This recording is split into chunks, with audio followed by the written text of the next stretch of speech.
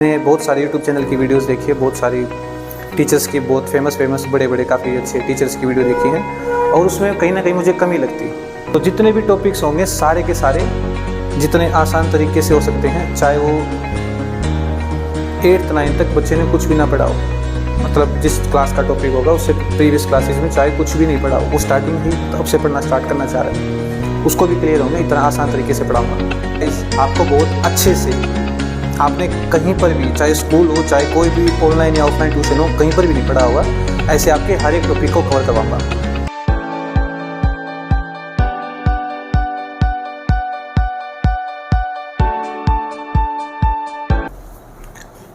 Hello दोस्तों, उम्मीद है आप सब अच्छे होंगे, स्वस्थ होंगे और अच्छे से पढ़ाई कर रहे होंगे। काफ़ी दिन के बाद आज मुलाकात हुई है। मैं थोड़ा सा एक प्रोजेक्ट पर काम कर रहा था। प्रोजेक्ट यानी कि थोड़ा सा मेरा ऑफलाइन ट्यूशन भी होता है और ऑनलाइन को लेके ही थोड़ा सा आप देख रहे होंगे कि पहले जगह अलग थी, पहले सेटअप और स्टूडियो अलग था। अब मैंने थोड़ी सी एक अलग जगह पे सेटअप बनाया है, तो उस चक्कर में काफ़ी लेट हो गया। तो पहले की तरह ही अपना हर क्लासेस का, चाहे वो क्लास 7th हो, 8th हो, 9th 10th, मैथ और साइंस को टॉपिक वाइज पढ़ेंगे, चैप्टर के हिसाब से नहीं, क्योंकि चैप्टर में वीडियोज़ काफ़ी लंबी हो जाती है, तो हर एक टॉपिक के हिसाब से पढ़ेंगे। मैं ऐसे ही कंटिन्यू एक सीरीज़ के तौर पर पर्टिकुलर क्लास की, एक पर्टिकुलर चैप्टर की जितने भी उसमें टॉपिक्स हैं, उन सभी टॉपिक्स को कवर करवाने की कोशिश करूँगा। आप मुझे कमेंट में भी बता सकते हैं कि मुझे इस टॉपिक को लेके एक वीडियो चाहिए और मैं पूरी कोशिश करूँगा उस टॉपिक को लेके वीडियो बनाने की। बाकी आपकी जो भी प्रॉब्लम है आप कमेंट में मुझे बता सकते हैं। तो आज हम स्टार्ट करेंगे क्लास 9th का मैथ का चैप्टर फर्स्ट। मैं पूरा चैप्टर नहीं करवाऊंगा, जस्ट इसका एक टॉपिक करवाऊंगा। जैसे कि क्योंकि क्लास 9th के मैथ का फर्स्ट चैप्टर, जिसको हम नंबर सिस्टम के नाम से जानते हैं, हिंदी मीडियम वाले बच्चे जिसको संख्या पद्धति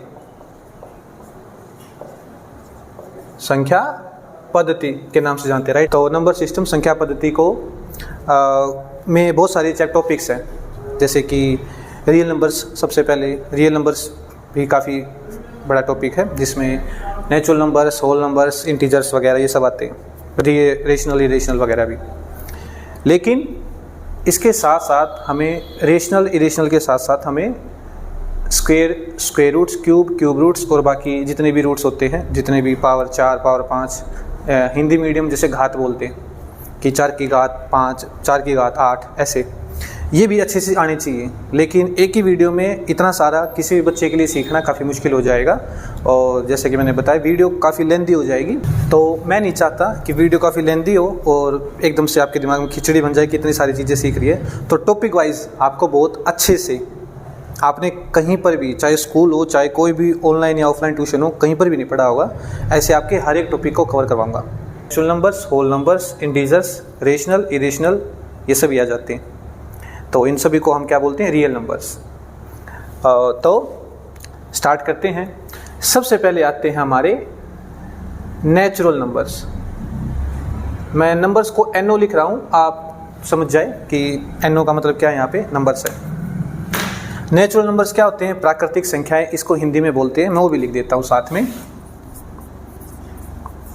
अगर आपको वीडियो थोड़ी सी स्लो लगे, हालांकि मैं काफ़ी स्पीड में बोलता हूँ, वीडियो के लिए थोड़ा सा स्लो बोल रहा हूँ, तो आप वीडियो की स्पीड थोड़ा सा बढ़ा सकते हैं, 1.25 की स्पीड पे भी देख सकते हैं। प्राकृतिक संख्या, इसके नाम पर मैं नहीं जाऊँगा कि इसको प्राकृतिक संख्या क्यों बोलते हैं, नेचुरल नंबर क्यों बोलते हैं, की भी एक्सप्लेनेशन है, बट वो थोड़ा सा लेंदी हो जाएगा, तो इसलिए उसको अवॉइड करते हैं। ये स्टार्ट होते हैं 1 से, क्योंकि प्रकृति में हम कुछ भी देखते हैं तो सबसे मिनिमम कोई चीज़ दिखेगी वो 1 ही दिखेगी, चाहे वो पेड़ हो, चाहे वो इंसान हो, कोई जानवर हो या कोई भी वस्तु हो। तो इसलिए नेचुरल नंबर स्टार्ट होते हैं 1 से। 1 के बाद 2, 2 के बाद 3, 3 के बाद 4, फिर 5, ऐसे सो ऑन चलते जाते हैं। कंटिन्यू, कभी भी ख़त्म नहीं होते, एंडलेस ऐसे चलते जाते हैं। तो इसको क्या बोलते हैं? प्राकृतिक संख्याएं बोलते हैं। अगर कोई पूछे सबसे स्मॉलेस्ट नेचुरल नंबर या प्राकृतिक संख्या, तो हम उसको 1 बोलेंगे, और सबसे ग्रेटेस्ट या लार्जेस्ट नंबर तो वो हम नहीं बता सकते, क्योंकि काउंटिंग एंडलेस होती है, ख़त्म नहीं होती। कुछ बच्चे बोल देते कि इनफाइनाइट, इनफाइनाइट कोई नंबर नहीं है, इनफाइनाइट एक ऐसी चीज़ के लिए बोल दिया गया है जो कभी भी ख़त्म नहीं होगी, जिसका कोई एंड नहीं है, एंडलेस है, उसके लिए बोल दिया गया है ना। तो ऐसे नेचुरल नंबर्स के बाद जो दूसरी चीज़ है, अगले जो नंबर्स आएंगे वो होते हैं होल नंबर्स। मैं नंबर्स ही लिख देता हूँ, NO से आप नहीं समझ पाओगे इतना। होल नंबर्स जिसको हिंदी में बोलते हैं पूर्ण संख्या, मतलब संख्याओं को पूर्ण कर दिया गया है, मतलब पूरा कर दिया गया है। कैसे? कुछ बच्चों का एक मिसकंसेप्शन होता है, उसको मैं दूर करना चाहूँगा कि होल नंबर्स में 0 आ जाती है। और दूसरी बात जो बच्चों को डाउट रहता है कि क्या फिर नेचुरल नंबर्स में 9 के बाद काउंटिंग ख़त्म हो जाती है, क्योंकि 10 में भी तो 0 आती है। 0 का यूज इसका मतलब ये नहीं होता कि भाई 9 के बाद जब 0 का आविष्कार हुआ था तो उससे पहले नेचुरल नंबर्स थे, 0 तो बाद में आई हैं, 0 आने के बाद ही 10 हुआ होगा, फिर 20, 30, ऐसा नहीं था।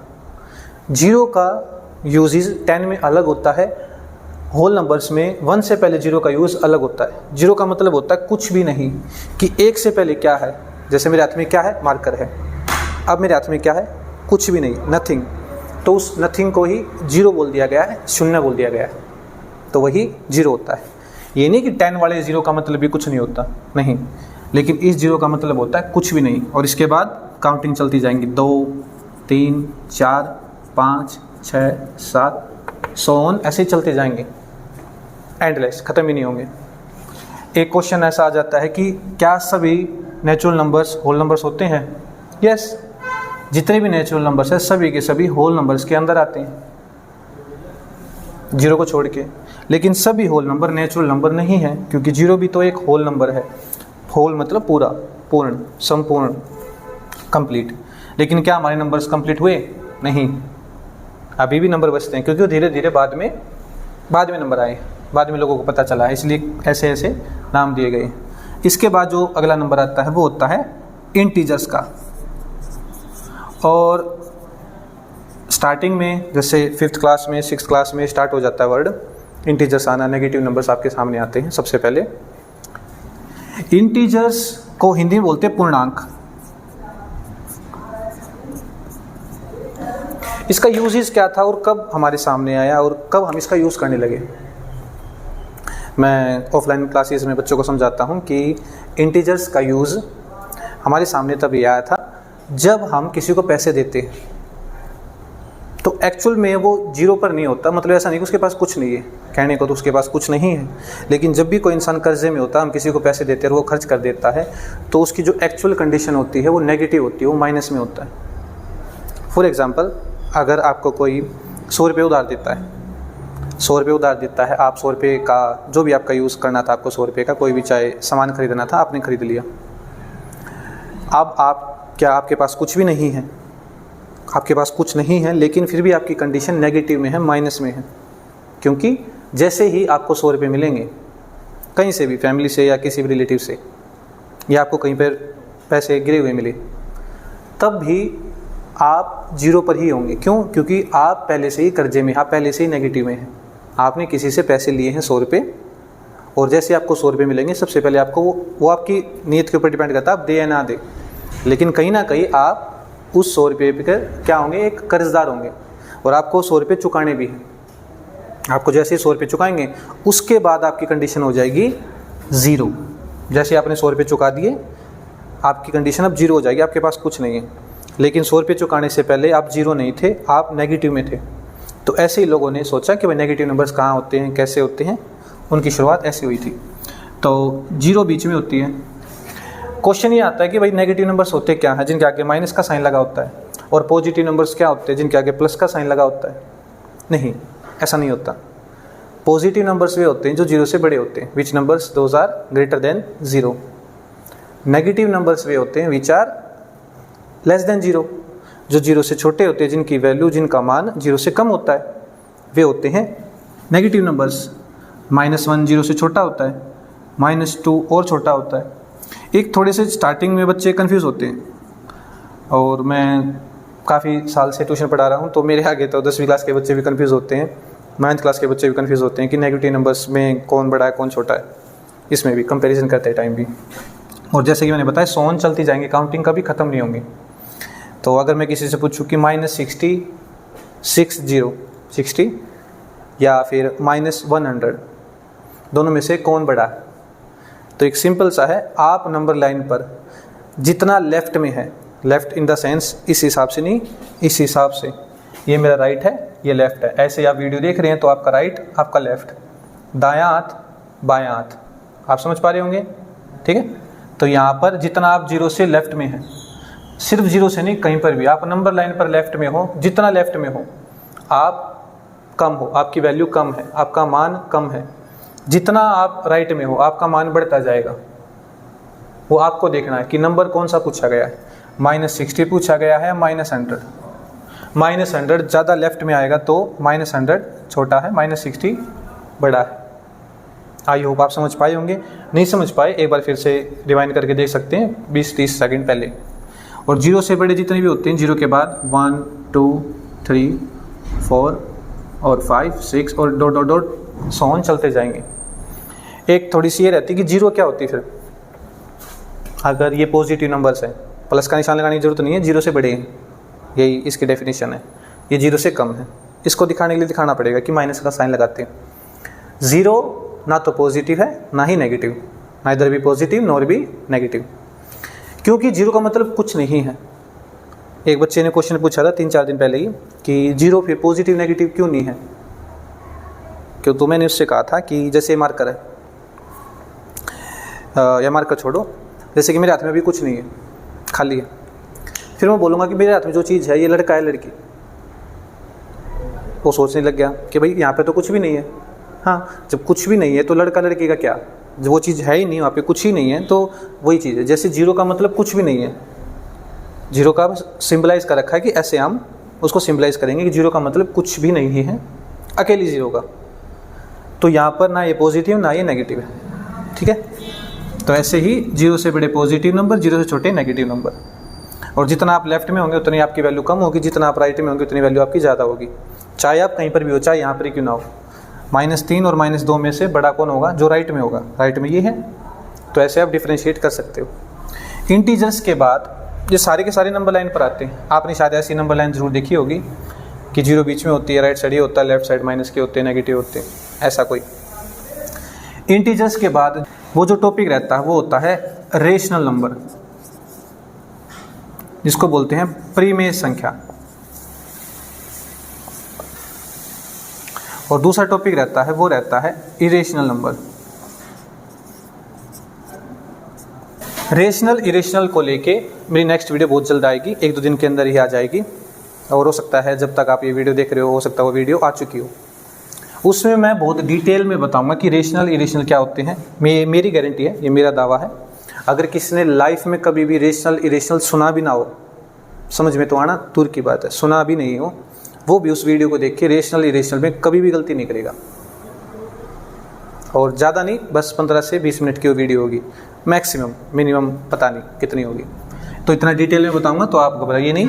अभी सिर्फ समझने के लिए सिर्फ इतना समझे कि रेशनल क्या होता है, इरेशनल क्या होता है। डिटेल में आगे बात करेंगे कि डिफरेंशिएट कैसे कर सकते हैं। अभी सिर्फ इतना समझें कि जब भी हम किसी नंबर को फ्रैक्शन में लिख सकते हैं, अटे बटे में, भिन्न में, जो भी आप वर्ड बोलना चाहे।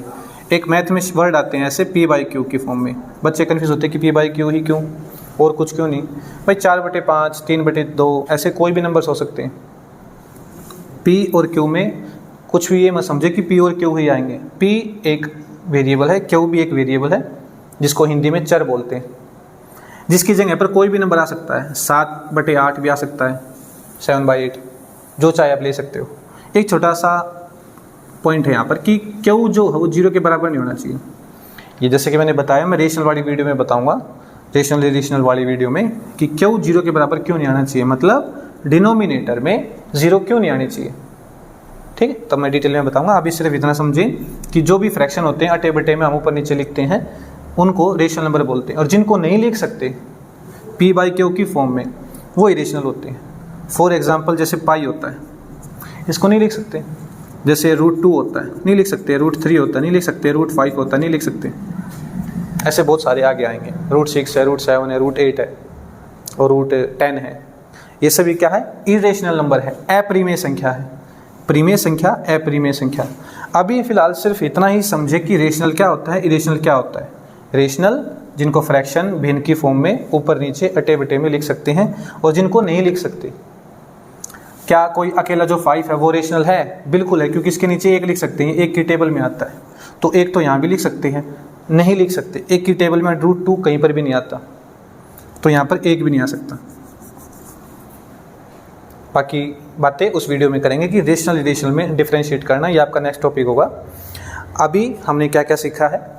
नेचुरल नंबर प्राकृतिक संख्याएं जो 1 से शुरू होती हैं और ख़त्म ही नहीं होती। होल नंबर पूर्ण संख्याएं जो 0 से शुरू होती है और ख़त्म ही नहीं होती। इंटीजर्स जो 0 से पहले वाले नंबर्स हैं, नेगेटिव नंबर्स जो लेस देन 0 है, पॉजिटिव नंबर्स जो ग्रेटर देन 0 है, वे नंबर्स जिनको क्या बोलते हैं? इंटीजर, पूर्णांक। उसके बाद रेशनल नंबर अटे बटे वाले, इरेशनल नंबर जिसको नहीं लिख सकते, ऐसे बहुत सारे नंबर हैं। इसके हम डेसिमल एक्सपेंशन के बारे में बात करेंगे जब मैं रेशनल इरेशनल दोनों चीज़ें बताऊंगा, तब उसी में उस चीज़ को कवर करूंगा। तो इन सभी नंबर्स को, जैसे कि हमारे टॉपिक में स्टार्टिंग में मैंने बताया था, इन सभी नंबर्स को क्या बोल दिया गया है? Natural, whole numbers, integers, rational number, irrational number, इन सभी नंबर्स के मेल को क्या बोल दिया गया है? Real numbers. क्या बोल दिया गया है? रियल नंबर्स, जिसको हिंदी में बोलते हैं वास्तविक संख्या।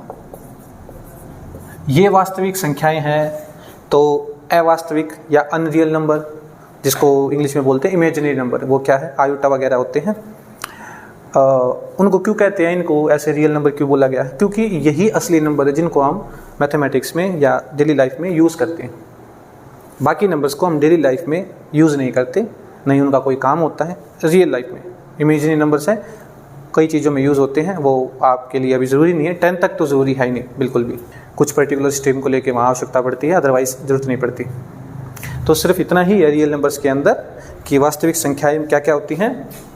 Natural numbers, whole numbers, integers, rational, irrational. I hope आपका टॉपिक क्लियर हुआ होगा कि ये सारे नंबर्स क्या होते हैं। रेशनल इरेशनल की वीडियो मैं शूट तो आज ही करूँगा आज, और आपके सामने ये बहुत जल्द आ जाएगी। थोड़ा बहुत काम रहता है वीडियो में, एडिटिंग वगैरह का, तो उस हिसाब से और आपको अच्छे से क्लियर भी हो जाएगा कि रेशनल इरेशनल क्या होता है। उससे जस्ट नेक्स्ट जो मैं वीडियो लेके आऊँगा वो स्क्वायर और स्क्वायर रूट्स वाली उस टॉपिक पे बेस होगी।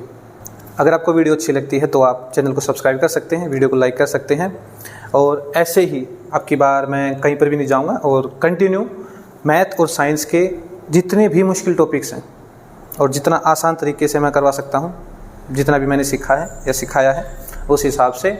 और मैंने बहुत सारे यूट्यूब चैनल की वीडियोस देखी है, बहुत सारी टीचर्स की, बहुत फेमस बड़े बड़े काफ़ी अच्छे टीचर्स की वीडियो देखी है, और उसमें कहीं ना कहीं मुझे कमी लगती। अब उनकी तरह मैं वीडियो बनाने लग जाऊँ जैसे वे बना रहे हैं, तो फिर वहीं कमी रहेगी बच्चों में, फिर जैसे कि वो रहती है। तभी तो बच्चे ऑफलाइन ट्यूशन पढ़ते हैं, नहीं तो वीडियो से काम चल सकता तो सभी चला लेते, पर ऐसा नहीं होता।